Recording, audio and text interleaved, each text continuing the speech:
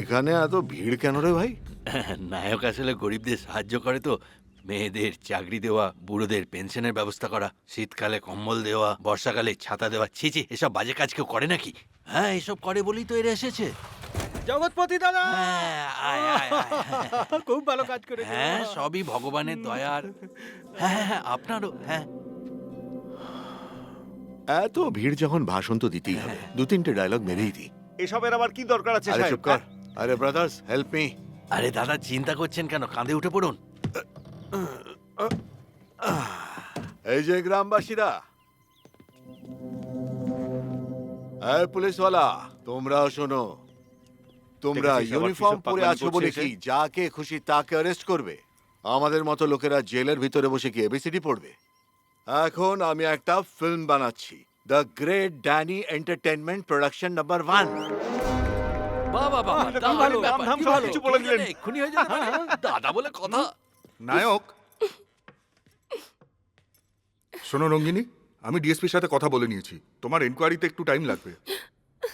তুমি এখানে সুরক্ষিত নও, তুমি বরং গ্রামে চলে একে যাও। কেন যেতে বলছেন আপনি? ওর অপরাধটা কি শুনি? আমি কিছু বলিনি, ডিএসপি সাহেব DSP না বলেছেন। বললেন কেন? আরে আমার কথাটা আগে তো আমার শোনো, কথা আমার শুনুন। শেষ করতে এ দাও। কোথাও যাবে না। দেখো, আমরা ভয় পাইনি, শুধু একটু সাবধান থাকার চেষ্টা করছি। স্যার যা বললেন সেটাই ঠিক, উনি যা বলছেন তাই করো। পয়সা আছে তো? একটু দিয়ে পাঠিয়ে দাও। শুভ্রা, তোমায় বললাম। শক্তি, স্যার। বাড়ি ছেড়ে এসো। Okay sir. ওদের কথায় কান দিও না। দেখুন, এই হলো সেই মেয়েটি যে জল না চাইতেই দিয়ে দেয় জল। জল ঠান্ডা হলে ভালো হতো। এই যে সাসপেন্ড হয়েছে, খুব খারাপ লাগছে আমার নিজের। কি যেন বলে ওটাকে? Collateral damage. রাজা রাজার লড়াই হয়, উলু খাগড়ার প্রাণ যায়। ঠিক বললাম কি না? একদম। হুম। চলো এখান থেকে। মাটিতে কেন দিলি? মুখে থুতু দিতে হতো। পাবলিক গরম হচ্ছে, আমি তো পোড়া পোড়া গন্ধ পাচ্ছি। আরে ওই নায়ক, তোর ফ্যান বাইরে অপেক্ষা করছে। ওরা তোর পোস্টার নিয়ে 24 ঘন্টার জন্য ধর্ণা দেবে বাইরে। আরে বাইরে তো আয়। আরে জগৎপতি, কি বলিস? ওর ইউনিফর্ম থাকবে না ও খুলে ফেলে দেবে? একটুও সততা থাকলে খুলে ফেলে দেবে। নায়ক, স্যার, কি করবে বলে ভাবছো?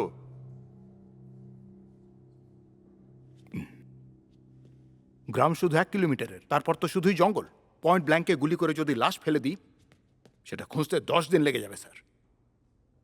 কেসটা আপনি ইনভেস্টিগেট করবেন, আর আমরা টিভিতে নিউজ দেখতে থাকবো। তুমি যদি এটাই করো তাহলে 15 বছর আগের নায়ক আর এই নায়কের মধ্যে তফাৎ কি রইল? ভয় স্যার, ভয়। সেই সময় এই নায়ক ভয় পেত না স্যার, কিন্তু এখন আপনার কথায় ওকে কমফর্ট দেওয়ার জন্য আমি মদ খাওয়ালাম স্যার। আর আমার কথায় মেয়েটি সিলটা খুললো বলে ওর চাকরি চলে গেল। ওর কন্ট্যাক্ট লিস্ট দেখেই আমি আপনাকে কল করেছিলাম স্যার। শুধু এটাই তফাৎ হলো স্যার, আর কোনো তফাৎ নাই। নায়ক শোনো, একবার দেখুন স্যার ওকে।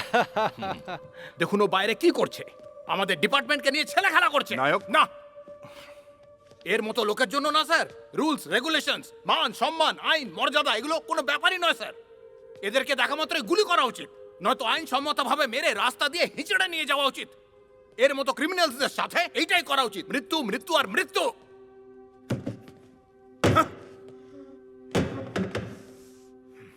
স্যার, ও বলেছিল ওর wife pregnant.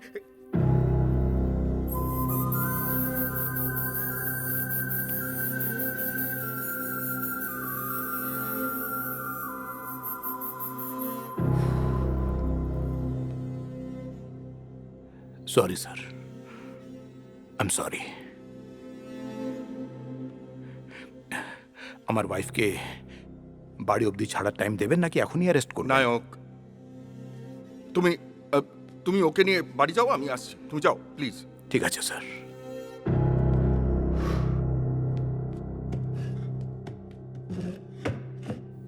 Sorry sir. Shubhra চলো। চলো। কি জানি এবার কি হবে। এই তো নায়ক, আমার লুঙ্গি খুলে দিয়েছিল ও, ভেবেছিলাম ও প্যান্টটা খুলে বেরোবে।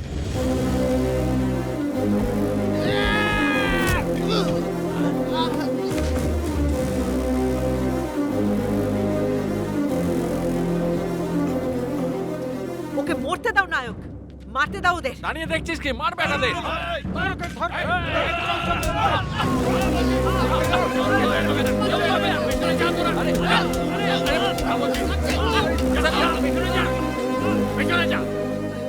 কিরে, ঘর বানানোর জন্য পাথর পাস না, মাথা ফাটানোর জন্য পাথর পেয়ে গেলি?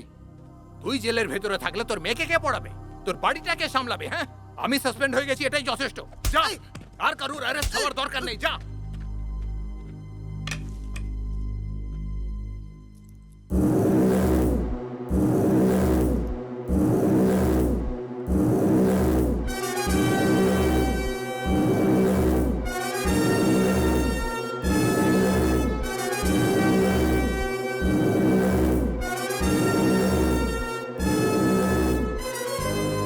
নায়ক, আমাকে এখানে মাঝরাতে অ্যারেস্ট করে এনেছিলি, আর আমায় দেখ, দিনে দুপুরে তোকে থানা থেকে বের করিয়ে দিলাম। এখন তুই নিজে বল, নায়ক তুই না আমি নিজে? Proud of your Danny, salute. শুনতে পাচ্ছ না? চাবি। তুই নায়ক আর আমি খল নায়ক। তোমার কানে কি কিছুই ঢুকছে না? সেদিন হিরো হওয়ার চেষ্টা করছিল আর আজ ভিলেন। ওর নিজের কথারই ঠিক নেই। চাবি দাও। ছি, বউয়ের কথা উঠবোস করে। বাবু, এবারে এসব ছাড়ুন না। তুই চুপ থাক। তোমার জন্য যারা এসেছে তাদের তুমি এত মারলে, এবার আমার জন্য তুমি ওকে শুধু একবার মারো নায়ক, শুধু একবার। আমি মারলে কতটা লাগবে সেটা সবাই জানে, আর কিভাবে মারতে পারি সেটাও জানা আছে। প্রুফ দেওয়ার দরকার নেই, চাবি দাও।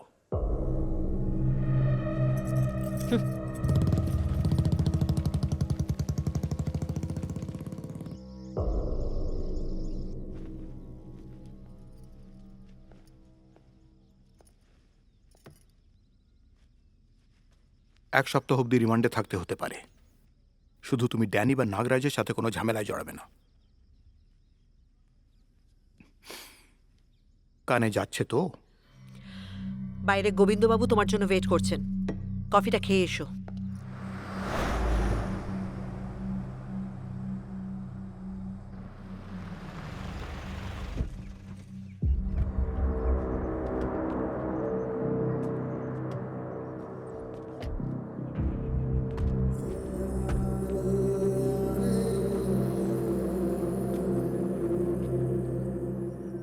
কাক হয়ে ময়ূরের পালক লাগালে শেষে এরকম দশাই হবে জগৎপতি।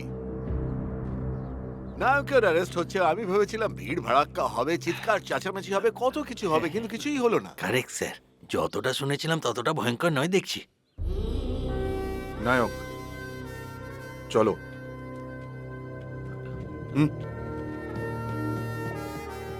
বয়স আর দায়িত্বের সাথে সাথে ও একটু দুর্বল হয়ে পড়েছে, তাই না?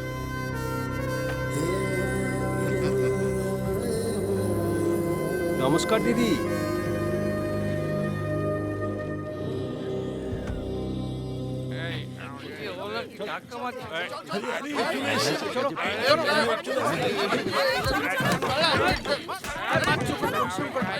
আরে এসো, আমি পরে ফোন করছি।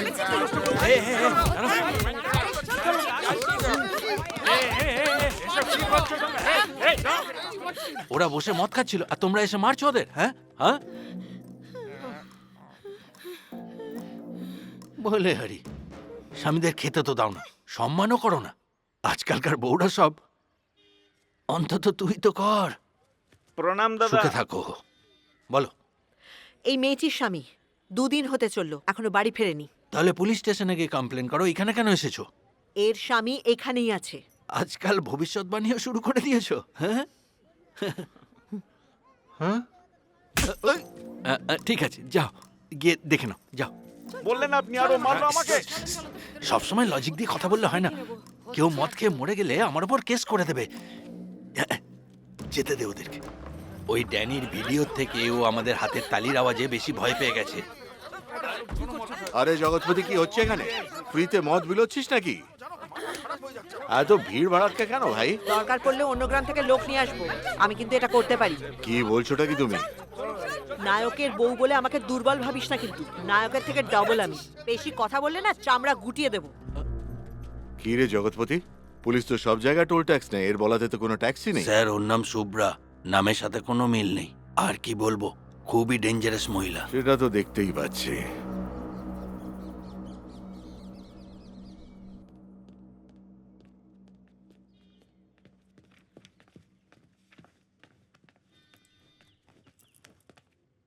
বাবু আর একটু অপেক্ষা করে দেখুন, কথা মেনে নিন বাবু। 1 ঘন্টা ধরে অপেক্ষা করছি। ওখানে কত বছর ধরে অপেক্ষা করছে?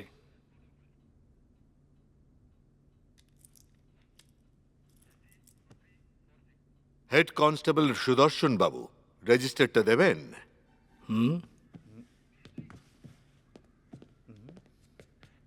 ড্যানি বাবু, এখানে যে আসে তাকে তাড়াতাড়ি ছাড়ি না, কারণ বাইরে গিয়ে ঝামেলা করে। ওর ধৈর্য যতক্ষণ না শেষ হয় ততক্ষণ ওকে এখানেই বসিয়ে রাখা হয়। ও পুরোপুরি ভেঙে না পড়া পর্যন্ত আমরা ওকে কিছুতেই ছাড়ি না। এটাই হলো পুলিশের স্টাইল। আপনি বুঝতে পারবেন না।